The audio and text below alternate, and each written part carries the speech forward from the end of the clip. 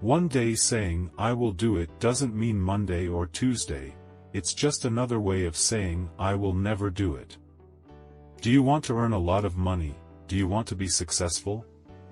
From the mouth of a billionaire. How can I get to where I need to be from where I am? I didn't want to be rich, I just didn't want to be poor. From zero to billions. I started this business 10 years ago with a vision and 2 employees, and now we are 250 people. We will earn $150 million by the end of this year, and every day when I step out of the elevator and into my office, I feel that I had this vision in the past and that it will become a reality in a few years. That's the feeling of success and satisfaction. When I started doing this, I became a billionaire. You know, when I was young, my family didn't speak English, and when we came to North America as immigrants, I was 8 years old. So when my dad rented a house, I had to read the mortgage and review the documents in a language I didn't know. And when I looked at where we were when I was 17 or 18, we were living in the middle lower class. I asked myself how I could get to where I needed to be, and so I started calculating how much money I needed to earn just to buy a house. Then I realized how difficult it is to accumulate capital because the hardest part is accumulating capital. Making a lot of money is something else, but if you look at the tax system in North America, accumulating capital is really hard. And I made a decision to be where I wanted to be. I didn't want to be middle class or lower class or mediocre, I just wanted to be great at something because I realized that people who do great things are great at one thing fundamentally.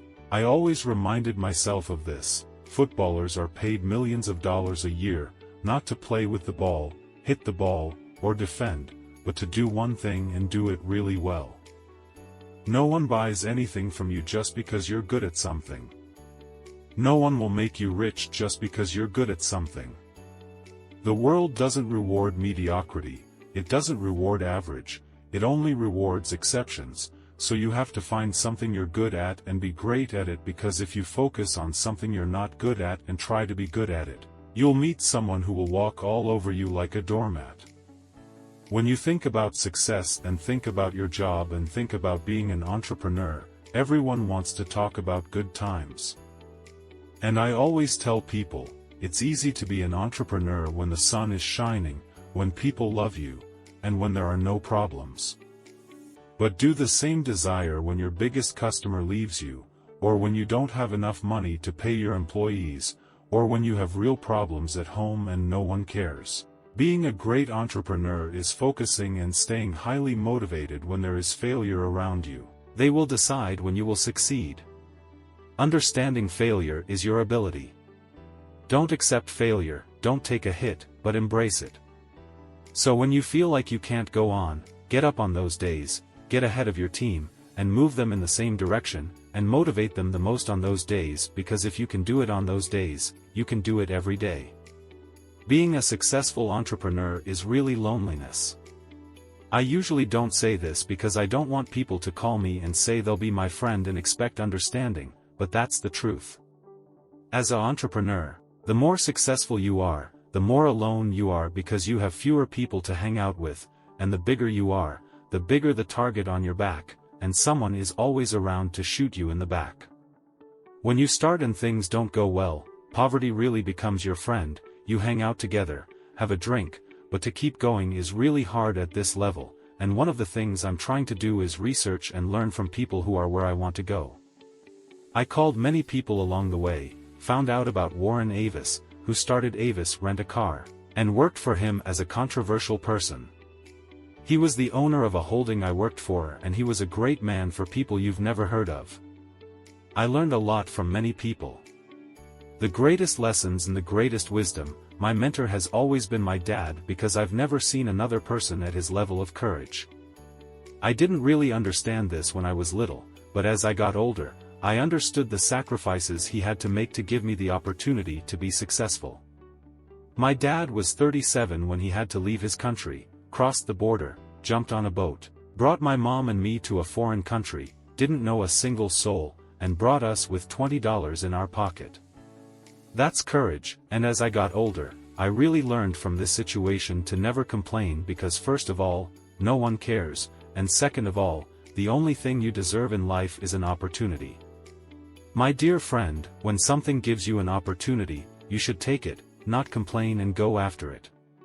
I am a very emotional person, I am a very passionate person, I love my job, I love everything about it. The only place I'm not emotional is winning or losing. You have to be very careful not to bring your bias or emotion into a negotiation, a fight, or anything else because the goal must be very clear, and in the business world, the goal is usually to make money. When I got an offer for my first company, I didn't want to sell it, and so the night before we had to close the deal, I changed my mind and called SEO, who wanted to buy it, and I said I can't sell this company. He looked at me and asked why I didn't want to sell, and I said because this company is like my child, and he said no, this is a business. I said no, my business is my child, and he said no, your child is what you have at home. This is family, your business is not your family.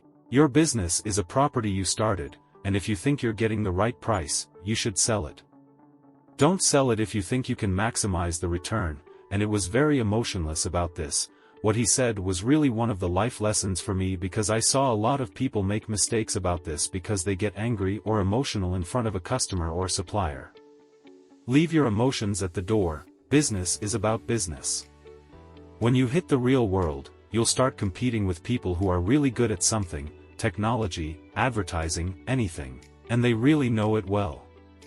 You want to make a lot of money, you want to be successful, you have to take these people with a global skill. I hate the word failure, I hate that label. Sometimes I wake up in the middle of the night feeling like I'm going to fail or feeling like I've failed, I wake up in cold sweat.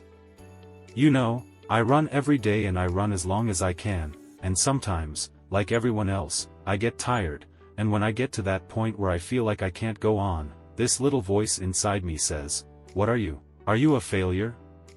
Then it doesn't matter if my feet ache or blood flows from my veins, I don't care, I won't stop. I hate that word, I don't want to be known by that word.